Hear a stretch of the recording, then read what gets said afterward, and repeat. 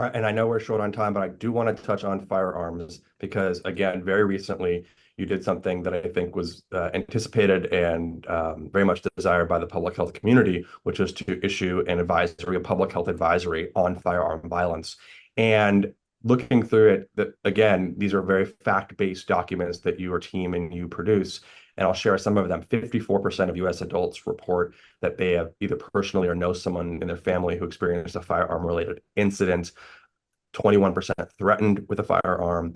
The one that I thought two numbers really stuck out to me. 17% have witnessed someone being shot, but this one really shocked me in a kind of different way. 4% have shot a firearm in self-defense.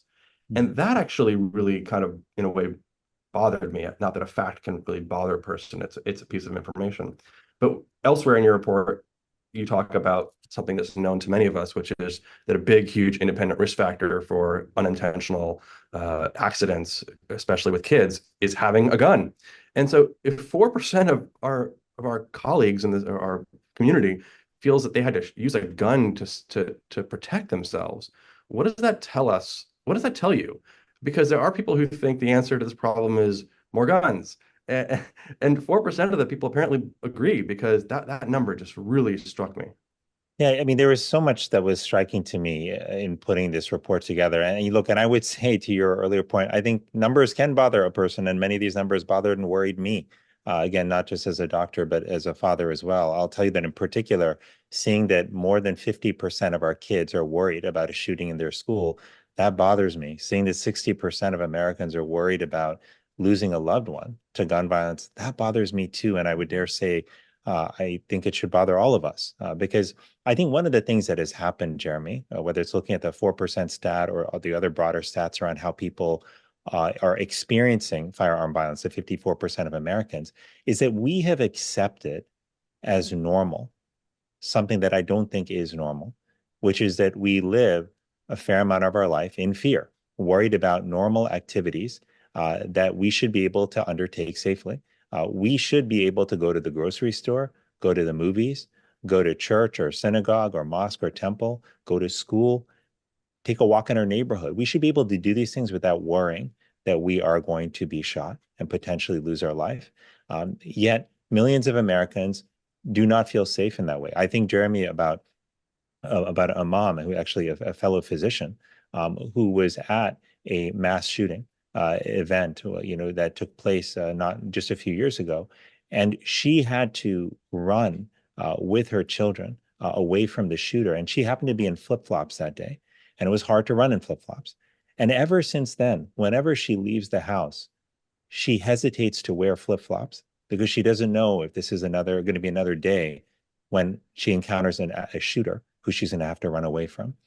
And you think about simple decisions like that. I think about the grandmother who told me her grandkid does not want to wear light up shoes, the kind of shoes where when you step on them, like a light flashes that a lot of kids wear, because he's worried that he'll be an easy target for a shooter if there's a school shooting in his neighborhood. Like kids should and parents should not be worrying about these things. And I worry that we've accepted this as somehow just normal, as the way things are, but it does not have to be the way things are. Last thing I'll point out is that we put in this advisory our international comparisons. The U.S. is an outlier here, and it's not a close call, but we have a dramatically higher rate of firearm-related death and violence compared to our economic peer countries. When you look at the other OECD countries, around 28, 29 countries, we make up about 30% of the population, but we comprise more than 80% of the firearm-related deaths. And so I laid out a series of strategies in this advisory that I think can help us to pull back from where we are, to ultimately creating a safer community for all of us, but especially for our kids. Just linking that to another topic we've discussed, mental health in kids, Yeah. I worry and many worry that one response to this crisis has been active shooter drills at schools, which comes out of a really understandable place. But I worry, and many worry, that it's just traumatizing and doesn't add anything. What do you think about those kinds of endeavors? Well, I certainly understand where they're coming from. We want our kids to know how to react in the case of such an emergency. But I also think that these kind of trainings need to be designed in a trauma-informed way. So they help create a feeling of safety and not actually create a sense of trauma and fear among kids. And to do that means that, frankly, that you've got to approach it with a trauma-informed mindset, and you have to study the impact of different training strategies.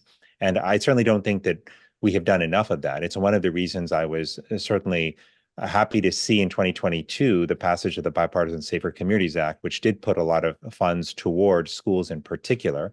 It was an important first step, or I should say an important step toward addressing the gun violence in America, but certainly should not be a last step because there's still a lot more we've got to do.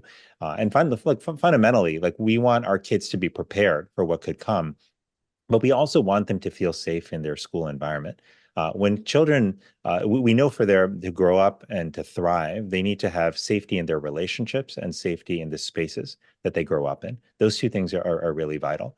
Kids spend a lot of time in school. If they're not feeling safe in school because they're worried constantly about school shootings, if they're traumatized by the active shooter drills that they're going through, that does not make school a safe space. And that's, again, one more reason why we've got to address gun violence in America with the urgency that it deserves. And I don't think that we have been approaching it, frankly, with the urgency that it requires. This is something that that all of us, whether you're hospitals and healthcare systems, whether you're policymakers, whether you're community organizations that have a role to play here, we've all got to look seriously at what we can do and look at the steps that we've laid out in this advisory, because I think there's something here for all of us to take part in.